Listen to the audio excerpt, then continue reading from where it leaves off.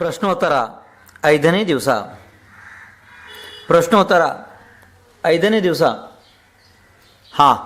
ಪ್ರಶ್ನೋತ್ತರದ 5ನೇ ಭಾಗ ಇವತ್ತು. ದೇವಾದಿದೇವ ಪಾರ್ಶ್ವನಾಥ್ ಭಗವಾನ್ರಿಗೆ, ಮಹಾವೀರ ಭಗವಾನ್ರಿಗೆ, ಪರಂಪೂಜ ಆಚಾರ್ಯ ಚಾರಿತ್ರ ಚಕ್ರವರ್ತಿ ಸಾಂಸಾಗರ್ ಮಹಾರಾಜರಿಗೆ, ಆಚಾರ್ಯರತ್ನ ಬಾಹುಬಲಿ ಮಹಾರಾಜರಿಗೆ, ಸಮಸ್ತ ಶಿಕ್ಷಣ ಗುರುಗಳಿಗೆ, ದೀಕ್ಷಾ ಗುರು ಉಪದೇಶ ರತ್ನಾಕರ ಅರದ್ಬಲಿ ಮಹಾರಾಜರಿಗೆ,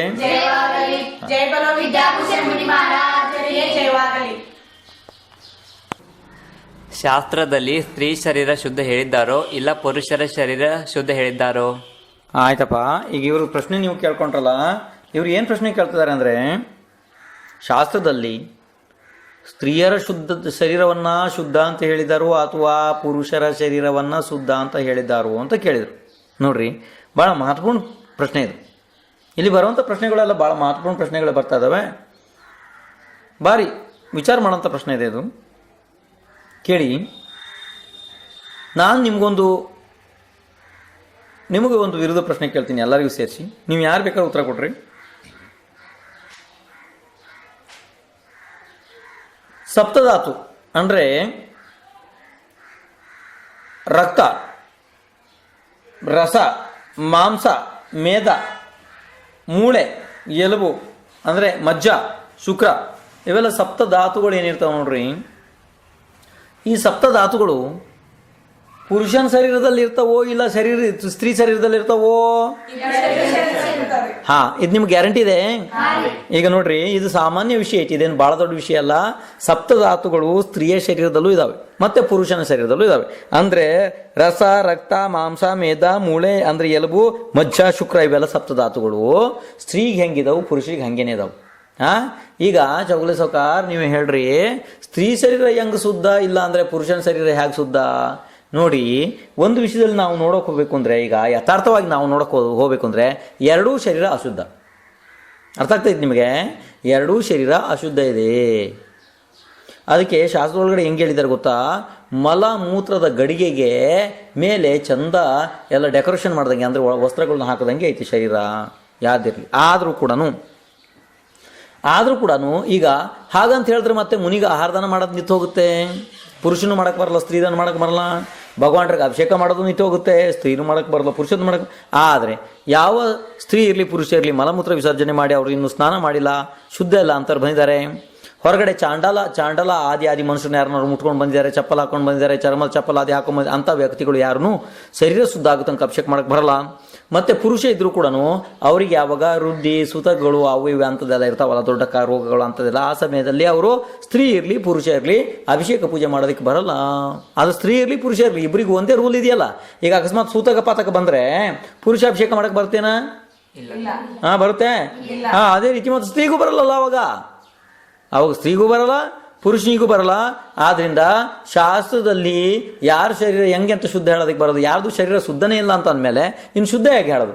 ಆದರೂ ಕ್ವಚಿತ್ ಕದಾಚಿತ್ ಶುದ್ಧ ಅಂಥೇಳಿ ಏನು ಗೊತ್ತಾ, ಹೊರಗಡೆ ತೊಳೆದಾಗ ಒಳಗಡೆ ಎಲ್ಲರದು ಮಾಂಸ ರಕ್ತ ಎಲ್ಲರದು ಪುರುಷಂದು ಇರೋದೇನೆ, ಸ್ತ್ರೀದನ್ನು ಇರೋದೇನೆ.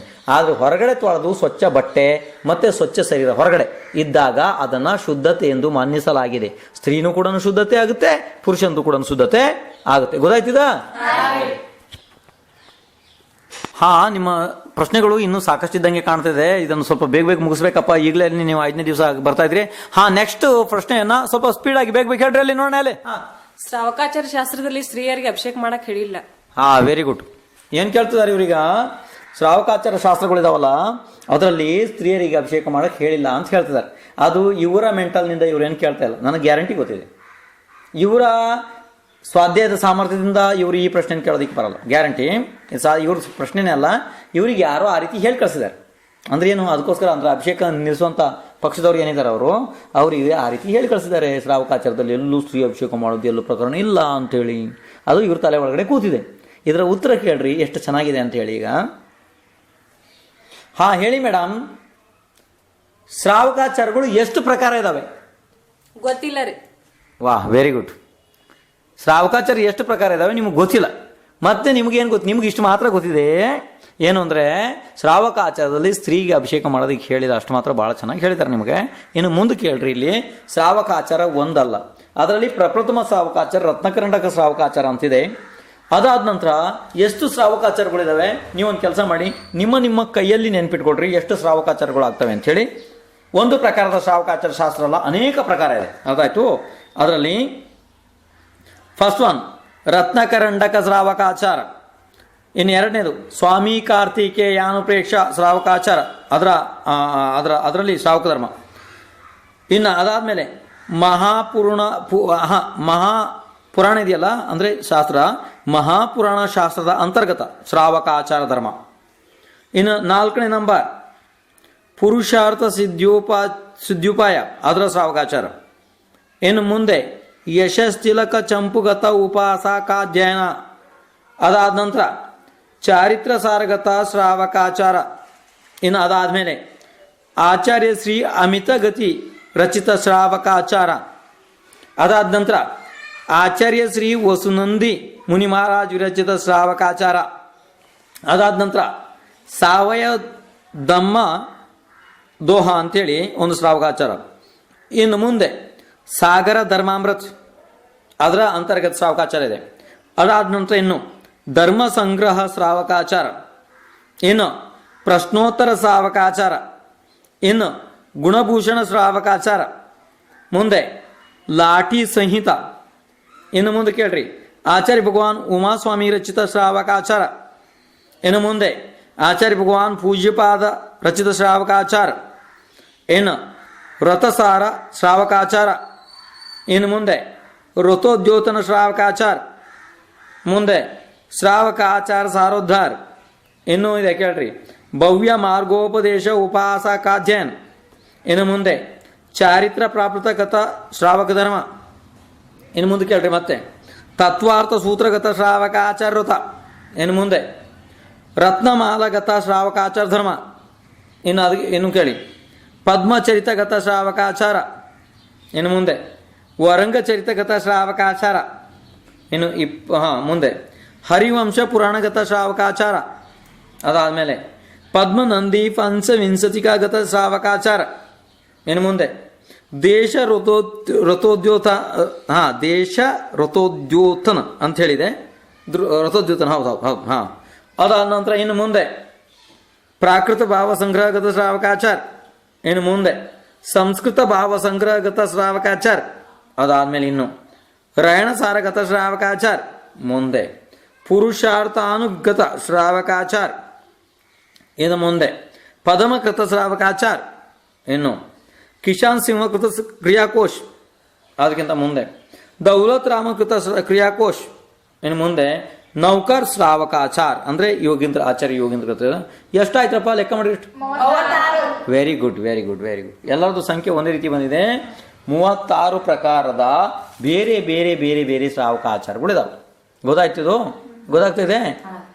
ಇದರಲ್ಲಿ ಈ 36 ಎಲ್ಲ ಪ್ರಕಾರದ ಶ್ರಾವಕಾಚಾರಗಳನ್ನು ನಾವು ಅಭ್ಯಾಸ ಮಾಡಿದ್ದೀವಿ. ಆದರೆ ಆ ಯಾವುದೇ ಶ್ರಾವಕಾಚಾರದಲ್ಲೂ ಕೂಡ ಯಾವುದೇ ಆಚಾರ್ಯರು ಕೂಡ ಯಾವುದೇ ವಿದ್ವಾನ್ಗಳು ಕೂಡ ಸ್ತ್ರೀಯರ ಅಭಿಷೇಕ ಮಾಡಬಾರ್ದು ಅಂತ ಎಲ್ಲೂ ಬರೆದಿಲ್ಲ, ಎಲ್ಲೂ ಇಲ್ಲ. ಅಲ್ಲಿ ಎಲ್ಲನೂ ಒಂದೊಂದು ಆಚಾರ್ಯರು ಪೂಜೆ ಬಗ್ಗೆ ಒತ್ತು ಕೊಟ್ಟಿದ್ದಾರೆ, ಒಂದೊಂದು ಬಗ್ಗೆ ಆಚರಣೆ ಬಗ್ಗೆ ಒತ್ತು ಕೊಟ್ಟಿದ್ದಾರೆ, ಹೀಗೆ ಎಲ್ಲ ಬೇರೆ ಬೇರೆ ಮಾಡಿದ್ದಾರೆ. ಆದರೆ ಯಾವುದೇ ಆಚಾರ್ಯರು ಸ್ತ್ರೀಯರ ಅಭಿಷೇಕ ಮಾಡಬಾರ್ದು ಅಂತ ನಿಮ್ಮ ಹತ್ರ ಯಾವುದೇ ಶಾಸ್ತ್ರ ಇಲ್ಲ. ಇದನ್ನು ನೀವು ಪೂರಾ ಪ್ರಪಂಚ 4 ರೌಂಡ್ ಹೊಡೆದ್ರು ತರಕ್ಕಾಗಲ್ಲ, ಅಸಂಭವ. ಶ್ರಾವಕರಿಗೆ ಹೇಳಿದಾರೆ ಅಲ್ಲಿ ಪೂಜೆ ಅಭಿಷೇಕ ಮಾಡೋದಕ್ಕೆ, ಅದನ್ನು ಶ್ರಾವಿಕೆಯರು ಕೂಡ ಮಾಡ್ತಾರೆ.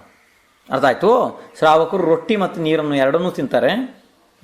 ಅದೇ ರೀತಿ ಅವ್ರ ಹೆಂಡತಿಯರು ಕೂಡ ರೊಟ್ಟಿ ಮತ್ತು ನೀರನ್ನು ಎರಡನ್ನೂ ತಗೋತಾರೆ. ಇಲ್ಲಾಂದ್ರೆ ಏನು ಮಾಡಬೇಕಾಗುತ್ತೆ, ಅವ್ರ ಅಭಿಷೇಕ ಮಾಡೋರು ನಿಮ್ಮ ಗಂಡದಿರಿಗೆ ಖಾಲಿ ನೀರು ಕೊಡಬೇಕಾಗುತ್ತೆ, ರೊಟ್ಟಿ ಅನ್ನ ಎಲ್ಲ ನೀವು ತಿನ್ನಬೇಕಾಗುತ್ತೆ. ಹಾಗೆ ಆ ಥರ ಶಾಸ್ತ್ರನೂ ಇಲ್ಲ, ಆ ರೀತಿ ವ್ಯವಹಾರನೂ ಇಲ್ಲ. ಯಾವ ಕೈಯಲ್ಲಿ ಅಭಿಷೇಕ ಮಾಡೋದಿದೆ ಅದೇ ಕೈಯಲ್ಲಿ ಅಷ್ಟದ್ರವ್ಯಾರ್ಚನೆ ಮಾಡೋದಿದೆ. ಇಲ್ಲಿಗೆ ಮುಗೀತು. ಅರ್ಥ ಆಯ್ತು? ಗೊತ್ತಾಯ್ತಿದು? ಎಲ್ಲರಿಗೂ ಗೊತ್ತಾಯ್ತು? ಇನ್ನು ಮುಂದೆ ಅಲ್ಲ ಅದಾದ ನಂತರ ನೋಡ್ರಪ್ಪ ಅಲ್ಲಿ ಮುಂದಿನ ಪ್ರಶ್ನೆ ಮೈಕ್ ಆಕರೆ ಕೊಡ್ರಿ, ಅವ್ರಿಗೆ ಕೊಡ್ರಿ, ಹೆಂಗಸರ ಕಡೆ ಕೊಡ್ರಿ, ಅಲ್ಲಿ ಹೆಂಗಸರ ಕಡೆ ಹೋಗ್ಲಿ. ಅಲ್ಲಿ ಕೊಡ್ರಿ, ಕೇಳ್ರಿ. ಮಹಾರಾಜ್ರಿ ಅಭಿಷೇಕ ಮಾಡೋದಿತ್ತಂದ್ರ ನಿತ್ಯ ಯಾಕೆ ಮಾಡ್ತೀರಿ, ಕೂತ್ ಯಾಕೆ ಮಾಡುದಿಲ್ರಿ? ವೆರಿ ಗುಡ್, ಬಹಳ ಒಳ್ಳೆ ಪ್ರಶ್ನೆ ಕೇಳಿದಾರೆ ಅವರು. ಅವ್ರು ಏನು ಕೇಳಿದ್ರು ಗೊತ್ತಾ? ಈಗ ಮಹಾರಾಜ್ರೆ ಅಭಿಷೇಕ ಎಲ್ಲ ಕಡೆನೂ ಅವ್ರು ಹಾಗೆ ನೋಡಿದಾರೆ ಪಾಪ, ನಿಂತ್ಕೊಂಡು ಮಾಡ್ತಾರೆ, ಕುಳಿತುಕೊಂಡು ಅಭಿಷೇಕ ಯಾಕೆ ಮಾಡಲ್ಲ ಅಂತ. ಭಾಳ ಒಳ್ಳೆ ಪ್ರಶ್ನೆ ಇದು ಪ್ರಶ್ನೆ ಬೇಕಾಗಿತ್ತು, ಕೇಳ್ರಿ. ಅಭಿಷೇಕದ ಮೂಲ ಅಂದರೆ ಸೌಧರ್ಮ ಇಂದ್ರ ಆದಿ ಮಾಡುವಂಥ ಅಭಿಷೇಕ, ಮತ್ತು ನಂದೀಶ್ವರ ದ್ವೀಪದಲ್ಲೆಲ್ಲ ಅನಾದಿ ಕಾಲದಿಂದ ನಡೀತಿದೆ ಆ ಅಭಿಷೇಕಗಳೆಲ್ಲ ಮೂಲ ಅಭಿಷೇಕ ವಸ್ತುಗಳು. ಅದರೊಳಗಡೆ ತೀರ್ಥಂಕರ ಬಾಲಕನ ಬಹಳ ದೊಡ್ಡ ಅಭಿಷೇಕ ಆಗುತ್ತೆ ನೋಡಿ. ಅಂದರೆ 1008 ದೊಡ್ಡ ದೊಡ್ಡ ಕಳಶಗಳಿಂದ 5ನೇ ಸಮುದ್ರ ಹಾಲಿನಿಂದ ಅಭಿಷೇಕ ಆಗುತ್ತೆ. ಆ ಅಭಿಷೇಕವನ್ನು ಸೌಧರ್ಮ ಮತ್ತು ಈಶಾನ್ ಇಂದ್ರರು ಕುಳಿತುಕೊಂಡು ಮಾಡ್ತಾರೆ, ನಿಂತ್ಕೊಂಡಲ್ಲ. ಯಾಕೆಂದರೆ ನಿಮ್ಗೆ ಇದನ್ನೆಲ್ಲ ನಾನು ಓದಿಸಿದ್ದೀನಿ. ಪಾಂಡುಕ ಶಿಲೆ ಮೇಲೆ ಏನು ಶಿಲೆಗಳಿದಾವೆ ನೋಡ್ರಿ, ಅದ್ರ ಮೇಲೆ ಅಂದರೆ ಪಾಂಡುಕ ಶಿಲೆ, ಪಾಂಡುಕಂಬಲ, ರಕ್ತಕಂಬಲ, ಇವೆಲ್ಲ ಬೇರೆ ಬೇರೆ ಶಿಲೆಗಳಿದಾವೆ. ಎಲ್ಲಿ ಸುದರ್ಶನ ಆದಿ ಸುದರ್ಶನ್, ವಿಜಯ್, ಅಚಲ, ಮಂದಾರ, ಇದೆಲ್ಲ ಪರ್ವತಗಳಿದಾವೆ. ಅದಲ್ಲಿ ಆವಾಗ ತೀರ್ಥಂಕರರ ಅಭಿಷೇಕವನ್ನು ಅವ್ರು ಏನು ಮಾಡ್ತಾರೆ, ಮೂರು ಶಿಲೆಗಳು ಇರ್ತಾವಲ್ಲಿ. ಮಧ್ಯದ ಶಿಲೆಯಲ್ಲಿ ತೀರ್ಥಂಕರರ ಬಾಲಕನನ್ನು ಕೂರಿಸ್ತಾರೆ. ಮತ್ತು ಅವರು ಆ ಕಡೆ ಈ ಕಡೆ 2 ಶಿಲೆಗಳಲ್ಲಿ ಸೌಧರ್ಮ ಮತ್ತು ಈಶಾನ್ ಇಂದ್ರರು ಕುಳಿತುಕೊಂಡು ಅಭಿಷೇಕ ಮಾಡ್ತಾರೆ. ಮತ್ತು ನಾವೇನಿದ್ವಲ್ಲ, ನಾವೆಲ್ಲ ಬ್ರಹ್ಮಚಾರಿ ಇದ್ದಾಗ ನಮಗೆ ಯಾವಾಗಲೂ ನಮಗೆ ಸಂಘದೊಳಗಡೆ ಎಲ್ಲ ಕಡೆ ಹೋದಲ್ಲಿ ನಾವು ಕುಳಿತುಕೊಂಡೇ ಅಭಿಷೇಕ ಮಾಡ್ತಾಯಿದ್ದು, ನಿಂತು ಮಾಡ್ತಾ ಇರಲಿಲ್ಲ. ಯಾಕೆಂದ್ರೆ ಸಂಘದ ಚೈತ್ಯಾಲಯ ಇರ್ತಿತ್ತು, ಸಣ್ಣ ಸಣ್ಣ ಮೂರ್ತಿಗಳು ಇರೋದು, ಕುಳಿತುಕೊಂಡೇ ನಾವೆಲ್ಲ ಅಭಿಷೇಕ ಮಾಡ್ತಾಯಿದ್ದು. ಯಾವಾಗಲೂ ಸಾಕಷ್ಟು ಜಾಗದಲ್ಲಿ ಈಗೂ ಕುಳಿತುಕೊಂಡೇ ಅಭಿಷೇಕ ಮಾಡ್ತಾರೆ, ಅದರಲ್ಲಿ ಯಾವುದೇ ರೀತಿ ದೋಷ ಇಲ್ಲ. ಅಕಸ್ಮಾತ್ ಯಾರೇ ನೀವು ಏನಂದ್ರೆ ಅದನ್ನು ಕೇಳಬೇಡಿ. ಅಕಸ್ಮಾತ್ ಏನು ಬೇಕಾರೋ ಅಂತಾರೆ ನಿಮಗೆ, ಅದನ್ನು ನೀವು ಕೇಳಬೇಡಿ, ಕೇಳುವಂಥ ಕಾರಣನೂ ಇಲ್ಲ. ನಾನು ನಿಮ್ಗೆ ಹೇಳ್ತೀನಿ, ಕುಳಿತುಕೊಂಡು ಅಭಿಷೇಕ ಮಾಡೋದಕ್ಕೆ ನಿಮಗೆ 100ಕ್ಕೆ 100% ಪರ್ಮಿಷನ್ ಇದೆ. ಆಯಿತು, ಸಮಾಧಾನ ಆಯ್ತಿಂದ? ಮುಂದಿನ ಪ್ರಶ್ನೆ ಕೇಳ್ರಪ್ಪ ಅಲ್ಲಿ. ಮಹಾರಾಜರ ರಾತ್ರಿ ಅಭಿಷೇಕ ಮಾಡಬಹುದಾ? ಗುಡ್. ಇಲ್ಲಿ ಏನು ಕೇಳ್ತಾ ಇದ್ದಾರೆ ಇವರು, ರಾತ್ರಿ ಅಭಿಷೇಕ ಮಾಡ್ಬೋದಾ ಅಂತ ಕೇಳ್ತಾರೆ. ಮತ್ತು ಇವರು ಬರಲ್ಲಪ್ಪ, ದಿನ ಇಲ್ಲಿ ಕರೆಕ್ಟ್ ಟೈಮಿಗೆ ಬರಲ್ಲ. ಏನು ಖಾಲಿ ಅವ್ರು ಕೇಳ್ತೀನಿ, ನಾನು ಏನು ತಿಂದು ಬರ್ತೀರಿ, ಖಾಲಿ ಅನ್ನ ಚಪಾತಿ 2 ತಿಂತಾರಂತೆ, ಬಾಕಿದೆಲ್ಲ ತ್ಯಾಗ ಅವ್ರದ್ದು.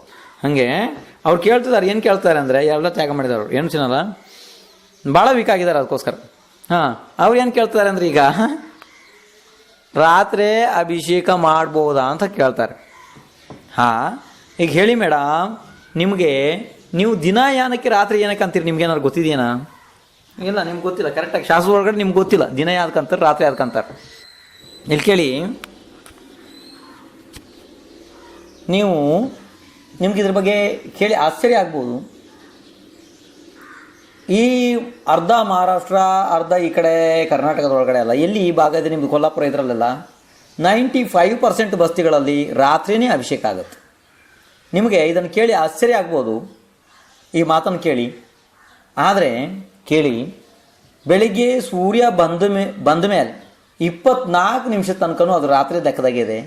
ನೀವು ಹೇಳ್ರಿ, ಈಗ ನೀವೇ ಸತ್ಯ ಹೇಳಿ ಇವ್ರೆ, ನೀವು ಬಂದಿದ್ದೀರಲ್ಲ, ನೀವು ಇಷ್ಟೆಲ್ಲ ತ್ಯಾಗ ಮಾಡ್ಕೊಂಡು ಬಂದಿದ್ದೀರಿ ಪಾಪ. ಈಗ ನೀವು ಹೇಳ್ರಿ, ನಿಮ್ಮ ಬಸ್ತಿ ಒಳಗಡೆ ಬೆಳಿಗ್ಗೆ ಜಲಾಭಿಷೇಕ ಎಷ್ಟೊತ್ತಿಗೆ ಆಗುತ್ತೆ? 6:30 ರೀ. ಫೇಲ್ ಆಯ್ತು. ಎಷ್ಟೊತ್ತಿಗೆ ಆಗುತ್ತೆ ನಿಮ್ದು? ಎಷ್ಟೊತ್ತಿಗೆ ಆಗುತ್ತೆ? 6 ಗಂಟೆ. ಇಲ್ಲ, ಫೇಲ್. ನೀವು ಇದನ್ನು ನೋಡಿಲ್ಲ ಅಂತ ನಾವೇನು ಮಾಡೋಕ್ಕಾಗುತ್ತೆ? ಇಲ್ಲಿ ಬಂದು ನಾವೀಗ ಇದು 5 ಗಂಟೆಗೆ ಇಲ್ಲಿ ಜಲಾಭಿಷೇಕ ಆಗುತ್ತೆ. ಈಗ ಪಂಡಿತರಿಗೆ ಕೇಳ್ರಿ. ಈಗ ಇವ್ರು ಏನು ಹೇಳ್ತಿದ್ದಾರೆ ಗೊತ್ತಾ? ಈಗ ಇವ್ರು ಏನು ಹೇಳ್ತಿದ್ದಾರೆ ಅಂದ್ರೆ, ಈಗ ಇವ್ರು ಹೇಳ್ತಿರೋದು ನಿಮ್ಗೆ ಅರ್ಥ ಆಗ್ತಿಲ್ಲ. ಈಗ ಇವರು ಬಂದು ಇಲ್ಲಿ ಅಭಿಷೇಕ ಮಾಡ್ತಾರೆ, ದಿನ ಮಾಡ್ತಾರ ಅವರು 6:30 ಮಾಡ್ತಾರೆ. ಯಾರು? ಇವ್ರು ಹೇಳ್ತಿರೋದು ಸತ್ಯ ಇದೆ, ಈ ಮಾತು ಸತ್ಯ ಇದೆ. ಆದರೆ ಇಲ್ಲಿಗೆ ಒಂದು ಕೆಲಸ ಮಾಡಿ, ಈಗ ಪಂಡಿತರು ಬಂದ್ರಲ್ಲ, ಅಲ್ಲಿ ದೊಡ್ಡ ಪಂಡಿತರು ಬಂದ್ರಲ್ಲ, ಅವ್ರ ಮಗ ಬಂದರು, ಅವ್ರಿಗೇನೆ ಕೇಳ್ರಿ ನೀವು. ಇಲ್ಲಿ ಪಂಡಿತರೇ ಬೆಳಿಗ್ಗೆ ಜಲಾಭಿಷೇಕ ಎಷ್ಟೊತ್ತಿಗೆ ಮಾಡ್ತೀರಾ? 5 ಗಂಟೆಗೆ. ಗುಡ್, 5 ಗಂಟೆಗೆ ಮಾಡ್ತಾರೆ. ಇದು ಈಗಲ್ಲ, ಯಾವಾಗಲಿಂದ ನಡೀತಾ ಇದೆ. ನಾನು ಹಿಂದೆ 3-4 ವರ್ಷದ ಹಿಂದೆ ಬಂದಾಗಲೂ ಅದೇ ನಡೀತಿದೆ, ಈಗಲೂ ಕೂಡ ಅದೇ ನಡೀತಿದೆ. 5 ಗಂಟೆಗೆ ನಡೀತಾರೆ. ಮತ್ತೆ ಆ ಕಡೆ ನಿಮ್ದು ಇನ್ನೊಂದು ಕಿಲೋಮೀಟರ್ ದೂರದಲ್ಲಿ ಇನ್ನೊಂದು ಬಸ್ ಇದೆ, ಅಲ್ಲಿ ಎಷ್ಟೊತ್ತಿಗೆ ಮಾಡ್ತಾರೆ? 5:15 ಮಾಡ್ತಾರೆ. ಹೌದ್ರಿ, 5:15 ಮಾಡ್ತಾರೆ. ಮುಗೀತಲ್ಲ, ಅದು ರಾತ್ರಿನೇ ಇದೆಯಲ್ಲ. ಇದನ್ನು ಯಾರನ್ನೂ ಇದು ಮಾಡಲ್ಲ, ಇದನ್ನು ಯಾರು ಕೂಡ ಯಾರನ್ನೂ ಕೂಡ ಕ್ವಶನ್ ಮಾಡಲ್ಲ. ನಿಮ್ಗೆ ರಾತ್ರಿ ಯಾವ್ದಕ್ಕೆ ಅಂತಾರೆ, ದಿನ ಯಾವ್ದಕ್ಕೆ ಅಂತಾರೆ, 2 ವಿಷಯ ನಿಮ್ಗೆ ಗೊತ್ತಿಲ್ಲ. ಈಗ ಇವ್ರು ಹೇಳ್ತಾರೆ, ಇವ್ರು ಯಾಕೆ ಯಾವಾಗ ಅಭಿಷೇಕ ಬಂದು ಮಾಡ್ತಾರೆ, ಅವ್ರು 6:30 ಮಾಡ್ತಾರೆ. ಓಕೆ, ನಮಗದು ಮಾನ್ಯ ಇದೆ. ಆದರೆ ಬೆಳಗ್ಗೆ ಜಲಾಭಿಷೇಕ ಇಲ್ಲಿ 5 ಗಂಟೆಗೆ ಆಗಿರ್ತಲ್ಲ, ಇನ್ನೊಂದು ಬಸ್ತಿ ಒಳಗಡೆ 5:15 ಆಗಿರುತ್ತೆ. ನಿಮ್ಮಲ್ಲಿ ಗೊತ್ತಾಗ್ತಿದೆ ನಿಮ್ಮದು? ಗೊತ್ತಾಗ್ತಿದೆ ಅದು? ಹಾಗಾಗಿ ಏನು ಮಾಡೋದು ಗೊತ್ತಾ, ಈ ರಾತ್ರಿ ಅಭಿಷೇಕ ಅನ್ನೋದು ಇದೊಂದು ಸ್ವಲ್ಪ ಭಾಳ ದೊಡ್ಡ ವಿಷಯ ಐತಿ ಇದನ್ನು. ಈಗ ಮತ್ತು ಇನ್ನೊಂದು ಕೇಳಿ, ರಾತ್ರಿ ಅಭಿಷೇಕಗಳು ಏನಾಗ್ತವೆ, ಇದು ನಿತ್ಯ ಆಗೋದಿಲ್ಲ, ನೈಮಿತ್ಯ. ನೈಮಿತ್ತಿಕ ಅಂದರೆ ಯಾವ್ದಾದ್ರು ತೀರ್ಥಂಕರ ಜನ್ಮ ಕಲ್ಯಾಣ ಅಂತಂತಿದ್ರೆ ಆ ಸಮಯದಲ್ಲಿ ಮಾತ್ರ ದಿನ ಆಗೋದಿಲ್ಲ, ರಾತ್ರಿ ಅಭಿಷೇಕ ದಿನ ಆಗೋದಿಲ್ಲ. ಮತ್ತು ಇನ್ನು ಯಾವ್ದಾದ್ರು ಒಬ್ಬ ಶ್ರಾವಕ ಅವನು ಎಲ್ಲಿಗಾರು ಹೋಗಿದ್ದಾನೆ, ಈಗ ಶಿಖರ್ಜಿಂದ ಬರ್ತಾ ಇದ್ದಾನೆ, ಬಹಳ ದೂರದಿಂದ ಗಿರ್ನಾರ್ನಿಂದ ಬರ್ತಾ ಇದ್ದಾನೆ, ಅವನಿಗೆ ದಿನ ಅಭಿಷೇಕ ಮಾಡುವಂಥ ಇದಿದೆ, ಯಾವುದು ನಿಯಮ ಇದೆ ಅಂಥವನು ಇಲ್ಲಿಗೆ ಬರೋತ್ತಿಗೆ ಸಂಜೆ 6 ಗಂಟೆ ಏನಾರ ಆಯಿತು, 6:15 ಮೇಲೆ ಅವನು ಸ್ನಾನ ಮಾಡ್ಕೊಂಡು ಅಕಸ್ಮಾತ್ 7 ಗಂಟೆ 7:15 ಏನಾರ ಸ್ವಲ್ಪ ಕತ್ಲೆ ಆಗ್ತಿದ್ದಾಗೆ ಅಥವಾ ಕತ್ಲೆ ಆದಮೇಲೆ ಜಿನೇಂದ್ರ ಭಗವಾನರ ಅಭಿಷೇಕ ಸ್ವಲ್ಪ ಮಾಡಿದ್ರೆ ನೀವೇನು ನಿಷೇಧ ಮಾಡೋದಕ್ಕೆ ಬರಲ್ಲ ಅವನ್ನ. ಯಾಕೆಂದರೆ ಅವನು ಶ್ರಾವಕ ಇದ್ದಾನೆ, ಅವನಿಗೆ ಸಾಕಷ್ಟು ಸಾವಿರಾರು ಕೆಲಸ ಇದ್ದಾವೆ, ಅವನೊಂದು ಸ್ವಲ್ಪ ಹೆಚ್ಚು ಕಮ್ಮಿ ಮಾಡ್ತಾನೆ, ಅವನ ಶ್ರಾವಕರ ಕರ್ತವ್ಯವನ್ನು ಅವನು ಪೂರ ಮಾಡಿದ್ದಾನೆ ಅಷ್ಟೇ. ಅರ್ಥ ಆಯ್ತು? ಆದ್ದರಿಂದ ಅಕಸ್ಮಾತ್ ಯಾರು ಬೈ ಮಿಸ್ ರಾತ್ರಿ ಅಭಿಷೇಕ ಮಾಡಿದರೆ ನೀವು ಅದನ್ನು ನಿಷೇಧ ಮಾಡೋದಕ್ಕೆ ಬರಲ್ಲ. ಆದರೆ ಅದನ್ನೇ ರೂಢಿ ಮಾಡ್ಕೊಳೋದಿಲ್ಲ. ನೀವು ದಿನ ಎಲ್ಲನೂ ಪೂರ ಹೊರಗಡೆ ಕೆಲಸ ಮಾಡಿಕೊಂಡು ಮತ್ತಿಲ್ಲಿ ರಾತ್ರಿ ಬಂದು ಅಭಿಷೇಕ ಮಾಡ್ತೀನಿ, ಹಂಗೆ ನಡೆಯಲ್ಲ, ಆ ಥರ ಅಲ್ಲ. ಅಕಸ್ಮಾತ್ ನೀವು ಎಲ್ಲಿಗಾರು ಹೋಗಿದ್ದೀರಿ, ಅನಿವಾರ್ಯ ಪರಿಸ್ಥಿತಿ ಇದೆ, ನೀವು ರಾತ್ರಿ ಬಂದು ಅಭಿಷೇಕ ಮಾಡಿದ್ರಿ ಅಂದರೆ ಅದರಲ್ಲಿ ಏನು ದೋಷ ಇಲ್ಲ. ಆದರೆ ಶಾಸ್ತ್ರದ ಪ್ರಕರಣ ಕೂಡ ನಿಮ್ಗೆ ಗೊತ್ತಿರಬೇಕು. ಲಾಠಿ ಸಂಹಿತ ಅಂತ ಒಂದು ಶ್ರಾವಕಾಚಾರ ಶಾಸ್ತ್ರ ಇದೆ, ಅದರಲ್ಲಿ ಮಧ್ಯರಾತ್ರಿ ಅರಿಹಂತ ಭಗವಾನರ ಅಭಿಷೇಕ ಮಾಡಬೇಡ್ರಿ ಅಂತ ಸಣ್ಣದು ಒಂದು ಉಲ್ಲೇಖ ಇದೆ. ಅಷ್ಟು ಬಿಟ್ಟರೆ ಬಾಕಿ ಎಲ್ಲಿ ಕೂಡ ನಿಮಗೆ ರಾತ್ರಿ ಅಭಿಷೇಕ ಮಾಡಬೇಡ್ರಿ ಅಂತ ಜೈನ ಶಾಸ್ತ್ರದಲ್ಲಿ ಎಲ್ಲೂ ನಿಮಗೂ ಉಲ್ಲೇಖ ಸಿಗೋಲ್ಲ. ಆಯಿತು? ಈಗೆಲ್ಲ ಪಂಡಿತರುಗಳು ಅವ್ರಿವ್ರು ಬೇಕಾದೆಲ್ಲ ಬರೀತಾರೆ, ಅದೆಲ್ಲ ನಮ್ಗೆ ಬೇಡ, ಅದೇನು ಶಾಸ್ತ್ರ ವಿಷಯದಾಗ ಬರಲ್ಲ ಅದು. ಬಟ್ ನಮ್ಮ ಆಚಾರ್ಯ ಬರೆದಿರೋದು ಯಾವುದು ನಿಮ್ಗೆ ಆ ರೀತಿ ಶಾಸ್ತ್ರಗಳು ಸಿಗಲ್ಲ. ಅರ್ಥ ಆಯ್ತು? ಗೊತ್ತಾಯ್ತಲ್ಲ ಇದು? ಇನ್ನು ಮಧ್ಯರಾತ್ರಿ ಅಂದ ಕೂಡಲೇ ರಾತ್ರಿ 12 ಗಂಟೆ ಮಧ್ಯ ಏನಿರುತ್ತೆ ಅದು ಮಾತ್ರ, ಅಂದರೆ ಆ ಕಡೆ ಈ ಕಡೆ ಒಂದು ಅಂತರ್ಮುಹೂರ್ತ ಬಿಟ್ಟು ಅದನ್ನು ಮಧ್ಯರಾತ್ರಿ ಅಂತ ಕರೀತಾರೆ. ಅರ್ಥ ಆಯ್ತು?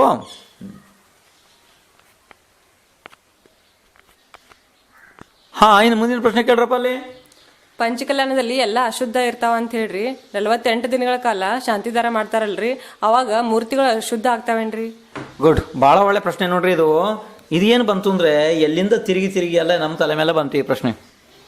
ನಾವೇನು ಹೇಳಿದ್ದು ಅಂದರೆ ಮೊನ್ನೆ ಏನು ಹೇಳಿದ್ದು ಗೊತ್ತಾ? ಮೊನ್ನೆ ಹೇಳಿದ್ದಿದ, ಅವ್ರು ಅದನ್ನು ನೆನಪಿಟ್ಕೊಂಡು ಬಂದು ಮನೇಲಿ ಚರ್ಚೆ ಮಾಡಿ ನಮ್ಗೆ ಈ ರೀತಿ ಪ್ರಶ್ನೆ ಕೇಳಿದ್ರಿ. ಇವತ್ತು ನೋಡ್ರಿ ಎಷ್ಟು ಭಾಳ ದೊಡ್ಡ ಪ್ರಶ್ನೆ ಕೇಳಿದ್ದಾರೆ ಅವರು. ಏನು ಹೇಳಿದ್ದಾರೆ ಮೊನ್ನೆ? ನಾವೇನು ಹೇಳಿದ್ವು ಅಂದರೆ ಪಂಚಕಲ್ಯಾಣದೊಳಗಡೆ ಯಾರು ಬೇಕಾದ್ರು ನಿಮ್ಗೆ ದುಡ್ಡು ಕೊಟ್ಟು ಸಾಕು, ಯಾರು ಬೇಕಾದ್ರು ಸೌದರ್ ಮಿಷನ್ ಇಂದ್ರೆ ಎಲ್ಲ ಹಾಕ್ತಾರೆ, ಅವ್ರು ಗಂಡ ಹೆಂಡತಿ ಎಲ್ಲ ಬಂದು ಮಾಡ್ತಾರೆ, ಅಭಿಷೇಕ ಎಲ್ಲ ಮಾಡ್ತಾರೆ, ನಾವು ಯಾವಾಗ ನೀವು ಮಡಿ ಕೇಳೋದ ಏನು ಕೇಳೋದು, ನಿಮ್ಗೆ ದುಡ್ಡು ಆದ್ರೆ ಆಯ್ತು, ಹಿಂಗೆ ಅಂದಿದ್ದೆ ನಾನು. ಅದಕ್ಕೆ ಇವ್ರು ಏನಂತಿದ್ದಾರೆ, ಈಗ ಪಂಚಕಲ್ಯಾಣದೊಳಗಡೆ ಎಲ್ಲ ಅಶುದ್ಧಿ ಇರ್ತಾವಂತೆ, ಮತ್ತು 48 ದಿವಸ ಅಲ್ಲಿ ಮಹಾಶಾಂತಿಯರೆಲ್ಲ ಮಾಡ್ತಾರಲ್ಲ, ಆವಾಗೆಲ್ಲ ಮೂರ್ತಿಗಳು ಶುದ್ಧ ಆಗ್ತವೆ. ನಾವು ಅವಾಗ ಕೇಳ್ತಿದ್ದಾರೆ. ಉತ್ತರ ಕೇಳ್ರಿ, ಇಲ್ಲಿ ನಿಮಗಿನ್ನು ಸ್ಪಷ್ಟ ವಿಚಾರ ಗೊತ್ತಿಲ್ಲ. ಪಂಚಕಲ್ಯಾಣದ ಒಳಗಡೆ ಸ್ಟೇಜ್ ಮೇಲೆ ಏನು ಆ ಮೂರ್ತಿಗಳಿಗೆ ಪ್ರತಿಷ್ಠಾಪನೆ ಮಾಡೋದಿರುತ್ತೆ, ದಿಗಂಬರ ಮುನಿಗಳು ಪ್ರತಿಷ್ಠಾಚಾರ್ಯರೆಲ್ಲ, ಅದಕ್ಕಿಂತನೂ ಹಿಂದೇನೆ ಪ್ರತಿಷ್ಠಿತ 1, 2, 3 ಮೂರ್ತಿಗಳನ್ನು ತಗೊಂಡೋಗಿ ಸ್ಟೇಜ್ ಮೇಲೆ ಇಡ್ತಾರೆ. ಆ ಮೂರ್ತಿಗಳಿಗೆ ಯಾವಾಗಲೂ ಪಂಚಾಮೃತ ಅಭಿಷೇಕ 5 ದಿವಸನೂ ಕೂಡ ಆಗುತ್ತೆ. ಇದು ನಿಮ್ಗೆ ವಿಷಯನೇ ಗೊತ್ತಿಲ್ಲ. ಅದಾದ ನಂತರ ಆ ಮೂರ್ತಿಗಳು ಇರ್ತಾವೆ, ಏನು ಪ್ರತಿಷ್ಠೆ ಮಾಡೋದಕ್ಕೆ ಏನು ಮೂರ್ತಿಗಳು ಇಟ್ಟಿರ್ತಲ್ಲ, ಅವು ಬೇರೆ ಸ್ವಲ್ಪ ದೂರದಲ್ಲಿ ಇರ್ತವೆ. ಇದು ಗೊತ್ತಿತ್ತಲ್ಲ, ಎಲ್ಲ ನೋಡಿದ್ರಿ ಇದನ್ನ? ಪ್ರತಿಷ್ಠಿತ ಮೂರ್ತಿಗಳು ಇರ್ತಾವೆ. ಅವು ಅಂದರೆ ಬಸ್ತಿಯಲ್ಲಿ ಮೊದಲೇನೆ ಪ್ರತಿಷ್ಠಿತ ಮೂರ್ತಿಗಳು ಇರ್ತಾವೆ. ಅರ್ಥ ಆಯ್ತು? ಆ ಮೂರ್ತಿಯನ್ನು ತಗೊಂಡೋಗಿ 5 ದಿವಸ ಕೂಡ ಪಂಚಾಮೃತ ಅಭಿಷೇಕನ ಅಲ್ಲಿ ಪಂಚಕಲ್ಯಾಣದ ಸ್ಟೇಜ್ ಮೇಲೆ ಮಾಡ್ತಾರೆ.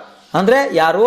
ಪ್ರತಿಷ್ಠಾಚಾರ್ಯರು, ಪಂಡಿತರು, ಸಹ ಪಂಡಿತ ವರ್ಗ, ಮತ್ತೆ ಅಲ್ಲಿ ಶ್ರಾವಕರು, ಕೈ ಹಚ್ಚ ಶ್ರಾವಕರು. ಅವಾಗ ತಲೆ ಇಲ್ಲ ಅವರಿಗೆ, ಸುಮ್ಮನೆ ಬುದ್ಧಿ ಇಲ್ದಿದ್ದ ವಿಷಯ. ಮತ್ತಿನ್ನು ಸೌಧರ್ಮೇಂದ್ರ ಆದಿ ಇಂದ್ರರೆಲ್ಲನು ಅವ್ರದ್ದು ಮಡಿ ಇಲ್ಲ, ಏನಿಲ್ಲ, ಎಂತಿಲ್ಲ. ಕೆಳಗಡೆ ಮ್ಯಾಟ್ ಇರುತ್ತೆ, ಮತ್ತೆ ಎಲ್ಲ ಕಡೆ ಮ್ಯಾಟ್ ಗಿಟ್ಟು ಎಲ್ಲ ತೊಳ್ಕೊಂಬಂದಿರ್ತಾರೆ, ಎಲ್ಲರೂ ಮುಟ್ಕೊಂಡು ಬಂದಿರ್ತಾರೆ. ಅರ್ಥ ಆಯಿತು? ಅಲ್ಲಿ ಯಾರ್ದು ಏನು ಒಬ್ಬರದು ಕೂಡ ಮಡಿ ಇಲ್ಲ, ಆದರೂ ಕೂಡ ಯಾರೂ ಏನು ಅಲ್ಲಿ ತಕರಾರು ಮಾಡಲ್ಲ. ದುಡ್ಡಾದರೆ ಆಯ್ತು ಅಷ್ಟೇ. ನಿಮಗೆ ದುಡ್ಡಿನ ಮೇಲೆ ಒಂದು ನಿಮ್ಮ ದೃಷ್ಟಿ ಇದೆ, ನಿಮಗೆ ಧರ್ಮ ಶುದ್ಧತೆ ಇದ್ರ ಬಗ್ಗೆ ಏನೂ ಇಲ್ಲ. ಅಕಸ್ಮಾತ್ ಶುದ್ಧವಾಗಿ ಯಾರು ಮಾಡಕ್ಕೆ ಬಂದ್ರೆ ಮತ್ತೆ ಹೊಟ್ಟೆ ಕಿಚ್ಚಿ ಬೇರೆ ನಮ್ಮದು, ಅದು ಬೇರೆ ಕೇಳು. ಅರ್ಥ ಆಯ್ತು? ಹಂಗಿಲ್ಲ, ಇದು ಸುಳ್ಳಿದೆ. ಇದು ಏನಿದೆ ಗೊತ್ತಾ? ಯಾವ ಮೂರ್ತಿಯನ್ನು ಹೊಸದಾಗಿ ಪ್ರತಿಷ್ಠಾಪನೆ ಮಾಡ್ತಾರೆ ಆ ಮೂರ್ತಿಗಳನ್ನು ಶುದ್ಧ ಮಾಡೋದಕ್ಕೆ 48 ದಿವಸ ಅಲ್ಲಿ ಇಟ್ಟು ಪೂಜೆ ಮಾಡ್ತಾರೆ. ಎಲ್ಲಿ? ಮಾನಸ್ತಂಭದಲ್ಲಿ, ಇದರಲ್ಲೆಲ್ಲ. ಅದು ನಿಮ್ಗೆ ಗೊತ್ತಿದೆ, 48 ದಿವಸ ತನಕ ದೊಡ್ಡ ಶಾಂತಿದಾರ ಮಾಡ್ತಾರೆ. ಆದರೆ ಪ್ರತಿಷ್ಠಿತ ಮೂರ್ತಿಗಳು ಕೂಡ ಸ್ಟೇಜ್ ಮೇಲೆ ಹೋಗಿದ್ವಲ್ಲ, ಇದಕ್ಕೇನು ಮಾಡಾರ ನೀವು? ಎಷ್ಟೋ ವರ್ಷದ ಹಿಂದೆ, 100 ವರ್ಷದ ಹಿಂದೆ ಪ್ರತಿಷ್ಠಿತ ಮೂರ್ತಿಗಳು ಕೂಡ ಸ್ಟೇಜ್ ಮೇಲೆ ಹೋಗಿದ್ವಲ್ಲ, 5 ದಿವಸ ಅಲ್ಲಿ ಅಭಿಷೇಕ ಆಗಿದೆಯಲ್ಲ ನಿಮ್ಮದು, ಅವಾಗೇನು ಮಾಡಾರ ನೀವು? ಅದನ್ನು ಶುದ್ಧತೆ ಪಾಲನೆ ಮಾಡಿ ಅಂತ ನಾನು ಹೇಳ್ತಾ ಇದ್ದೀನಿ, ಬೇರೆ ಏನಲ್ಲ. ಇವ್ರು ಏನು ಮಾಡಿದ್ದಾರೆ, ಇಷ್ಟು ಬುದ್ಧಿವಂತರು, ಮೊನ್ನೆ ಹೇಳಿರೋ ನನ್ನ ಪ್ರಶ್ನೆಯನ್ನು ಮತ್ತೆ ನನಗದನ್ನು ತಿರುಗಿಸಿ ಹಿಂಗೆ ಕೇಳಿದ್ದಾರೆ ಇವತ್ತು. ಭಾಳ ಚೆನ್ನಾಗಿದೆ. ಇನ್ನು ಸ್ವಲ್ಪ ಟೈಮ್ ಕಮ್ಮಿ ಇದೆ, ಮುಂದಿನ ಪ್ರಶ್ನೆ ಕೇಳ್ರಪ್ಪ ಅಲ್ಲೇ. ಮಹಾರಾಜರ ಸ್ತ್ರೀಯರಿಗೆ ಮೋಕ್ಷ ಆಗುಲ್ಲಂತರಿ, ಮತ್ರಿ ಅಭಿಷೇಕ ಹೆಂಗೆ ಮಾಡಕ್ ಆತೈತ್ರಿ?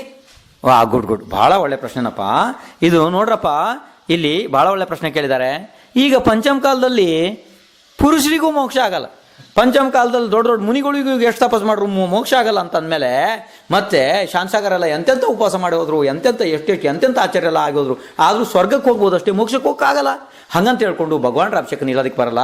ಇದು ಯಾರೋ ಬಹಳ ಅಜ್ಞಾನಿ ಕೆಟ್ಟ ಮೂರ್ಖ ಮನಸ್ಸು ಯಾರೋ ಹೇಳಿದ್ದಾರೆ ಇದನ್ನು. ಅದಕ್ಕೂ ಮೋಕ್ಷಕ್ಕೂ ಈ ಅಭಿಷೇಕಕ್ಕೂ ಯಾವ ವಿಷಯ ಸಂಬಂಧ ಇಲ್ಲ, ಅದನ್ನು ನಾವು ನಾಳೆ ಹೇಳ್ತೀವಿ. ಇದು ಶ್ರಾವಕರ ಕ್ರಿಯೆ ಹೇಳಿದ್ದಾರೆ, ಶ್ರಾವಕರ ಕ್ರಿಯೆ ದೇವ ಪೂಜಾ ಗುರುಪಾಸ್ತಿ ಎಲ್ಲ ಹೇಳಿದ್ದಾರೆ. ಅದ್ರ ಒಳಗಡೆ ಏನಿದೆ, ಈ ಅಭಿಷೇಕ ಇದೆಯಪ್ಪ. ಈಗ ಸಮಯ ಆಯಿತು, ಈ ಪ್ರಶ್ನೆ ಫೇಲ್ ಆಯಿತು. ಇದು ಸುಮ್ಮನೆ ಯಾರೋ ಅಜ್ಞಾನಿಗಳು ನಿಮ್ಗೆ ಹೇಳಿದಾರೆ ಅಷ್ಟೇ. ಇದನ್ನ ಈಗ ಪುರುಷನಿಗೆ ಮೋಕ್ಷ ಇಲ್ಲಲ್ಲ, ಹಂಗಾರೆ ಒಂದು ಕೆಲಸ ಮಾಡಲಿ, ಪುರುಷನ ಅಭಿಷೇಕ ಮಾಡೋದು ಬಿಟ್ಬಿಡ್ಲಿ. ಬಿಡಕ್ಕೆ ಬರ್ತೇನಾ? ಹಾಂ, ಮುಗೀತಲ್ಲಿ. ಹಾಂ, ಇರಲಿ. ಈಗ ಟೈಮ್ ಆಯಿತು. ಮಹಾವೀರ ಭಗವಾನರಿಗೆ ಪ್ರಶ್ನೋತ್ತರ.